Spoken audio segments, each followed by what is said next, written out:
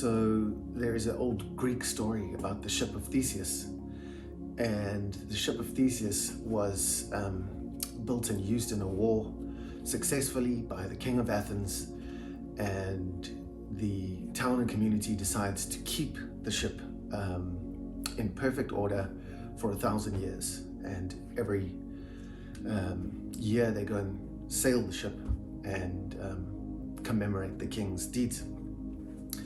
So the ship needs repairs, and over the years each part of the ship get replaced.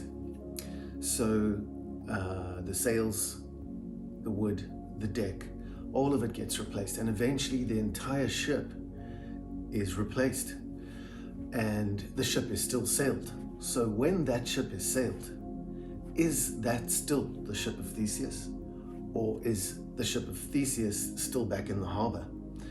And even more problematic would be the question of, if we had to rebuild in the harbor and take all the old pieces of the ship and put them back together, would we have two ships of Theseus if we parked them together? So these are all fundamental life questions. Which ship is the ship of Theseus? Some people argue that both are the ship of Theseus, even though not one part remains the same in the new ship. Others argue that there's still only one ship of Theseus, but it's a good philosophical question to contemplate. I think at the end of the story of the ship of Theseus, we try and understand how two ships can come out of one ship. Argumentatively, let's suppose with our limited consciousness that two ships came out of one. Are we similar when answering the question of who I am? Who am I?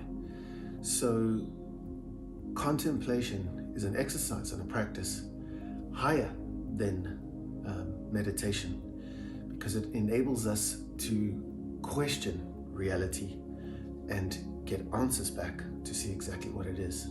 Now, in meditation, obviously, meditation is called a practice, but you don't practice, you don't experience anything, you go beyond experience, and that is pretty much the point. With contemplation, we are trying to establish the reality and nature of life, the universe, and ourselves. A 3-word question, who am I, would literally take us hundreds and hundreds of lifetimes to solve. So far, no one has really solved that question. The sages and the saints have used that question, who am I, to teach us that we need to go beyond what the mind can understand to really understand ourselves. So it is beyond, that 3-word question is beyond anything the mind can answer. So the ship of Theseus can be personalized to represent a mother and a child. Once they were together, once they were one, and that mother was in turn part of her mother.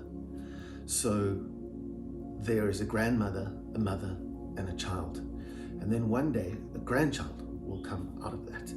So if we relate it to the ship of Theseus, we can have 2, 3, 4, or a billion ships.